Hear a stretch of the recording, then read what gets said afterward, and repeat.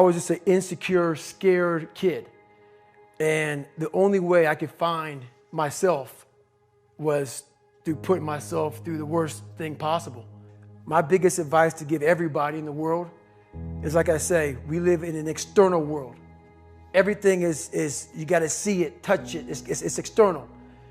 If you can, for the rest of your life, live inside of yourself. Stop listening to everything that makes no sense. All these insecure people putting their insecurities on you, you got to flush it out. You got to just be whoever the hell God or whatever the hell you believe in. If you believe in nothing but yourself, I don't care what it is. You got to take everything and throw it away. You have to believe in one thing, and that is yourself. And I'm not saying don't believe in God or what you believe in, but right now, for you to find greatness in yourself, you're not going to find it by looking in a book or by even hearing me. I may give you the spark, but you've got to go inside yourself to find it. And that means you got to be quiet. Go in a room, stop talking, search your soul, search your mind, search your abilities, and you'll find it. But if you're not looking for it, you won't find it. So you got to go start your journey. And the journey starts with you finding, why the hell am I here on this planet Earth? Why am I here? And if you don't know that, you will live the rest of your life searching, always asking the question, why? Well, it was pretty crazy for me. It took a while to get to that point where enough was enough.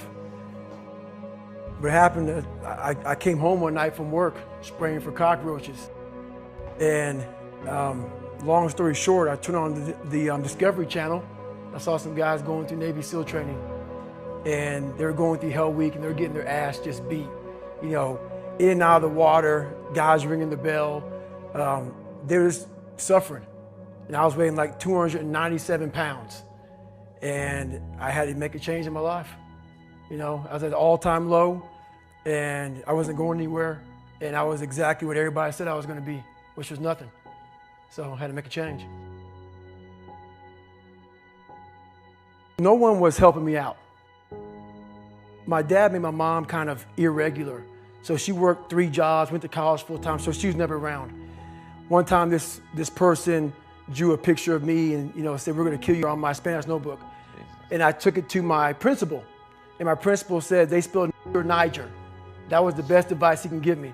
So long story short, what I realized was no one was here to help me. I started shaving my head when I was 16 years old. And the feeling I had every morning, when I looked in the mirror, was horrible. And I didn't want to feel like that anymore. And how I felt was a kid going nowhere, a kid that was scared. And most kids will accept that and look for help. But the best thing that happened to me, no one helped me. No one felt sorry for me. No one looked at me and said, like this day and age, they'll take you in and they'll tell everybody, stop picking on this person. Back then, they didn't care. The KKK marched in our 4th of July parades. They had to stay 100 yards back, but they marched in it. Wow. That's how this town was. And my mom cared about me, but my dad took our soul. And she did the best she could. I had to figure out I wasn't going to be a punk kid all my life. So the only way I could turn it around was to suffer. I had to build calluses in my brain the same way I built calluses on my hands. So I broke the Guinness Book of World Records for pull-ups a long time ago, but I failed at it twice. And I did 67,000 pull-ups in trying to break this record. So to do 4,030 pull-ups, I had to do 67,000 for training for that. And so what I realized is for me to become the man I wanted to become, I saw myself as the weakest person God ever created. But I never blamed God for anything he did to me.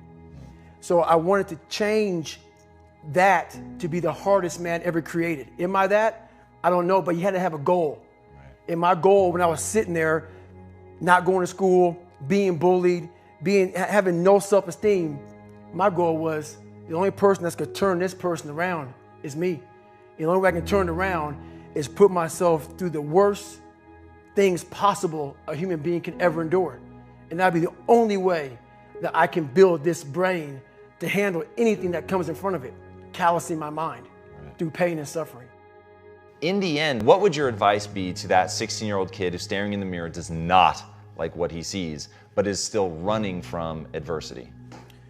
Well, my biggest advice to him is that, first of all, he won't like what I say to him, because I'm going to say the exact opposite of what today's world is saying. So we read a bunch of books nowadays. As humans, we want to find out how to be someone else. What we don't do is we don't go inside. So literally turn yourself inside out. Read the book that's like we're writing a book every day of our lives, but we never read that book. So what I would challenge this young man or young woman to do is you have to look inside of yourself to see what you really want. What are you passionate about? We use these words and these little phrases of only the strong survive and all this other crap. They're all just words. I get so tired of hearing people just talking. Like right now, someone may think Goggins is just talking. You don't know me. So when I speak from passion. I speak from experience. I speak from suffering. I have to tell this young man or woman that the only way I believe, and this is my experience in life, the only way you're ever going to get to the other side of this journey is you have got to suffer to grow. To grow, you must suffer. And some people will get it and some people won't. But they have to see what their journey is to start their journey. Several people live to be 100 years old and they have great lives and they have great kids. Their kids go to college and all sort of stuff. But somewhere in their life, there was a point where they had a decision to make. They can go left or right on this path. Left was the easy route. Right was the hard route. A lot of people take the easy route. And they had a good life that way, but the better life was going to the right side. And you may have 20 years of pain and suffering to get past it, but a lot of us die never truly starting our journey. And I would tell this young person, you got to start your journey. It may suck, but it will come out the other side where you're coasting. Every day, we're seeing who we are as people. When I was growing up, I lied for people to accept me because I didn't accept myself. So I would make up stories so then you would accept me into your world. Everything I did was for someone else to like me. It wasn't until I started reading my own book about how pathetic I was as a human being. I could blame my dad, I can blame kids at school, I could blame having health issues, ADD, my mom not being around. Great mom, but she was doing her thing. Right. I could blame a lot of people. And that's the book I was reading. And I put it off on everybody else. It wasn't until I said, you know what, for me to fix this, I gotta read what is wrong with David Goggins. Not blame anybody. Read my book and say, okay, I'm afraid of my shadow. How can I overcome that? Go in the military, get your ass kicked, do things you hate to do, be uncomfortable every day of your life. Roger that. I'm not the smartest kid in the world. Okay. Instead of somebody saying, oh no, you're smart. No, don't say that to yourself. I said to myself, no, I'm a dumb motherfucker. Okay, roger that. How you get smarter? Educate yourself. So the things that we run from the truth. We're running from the truth, man. So the only way I became successful was going towards the truth.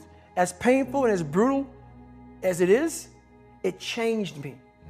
It allowed me to become, in my own right, who I am today. So hopefully I can help people that believe that they're much less than what they truly are. Help them find greatness in themselves. And greatness isn't running 200 miles at a time or doing 4,000 pull-ups or being a SEAL. Greatness is whatever the hell you dreamed of in your own mind. You got to first see it. You got to first create this vision in your mind.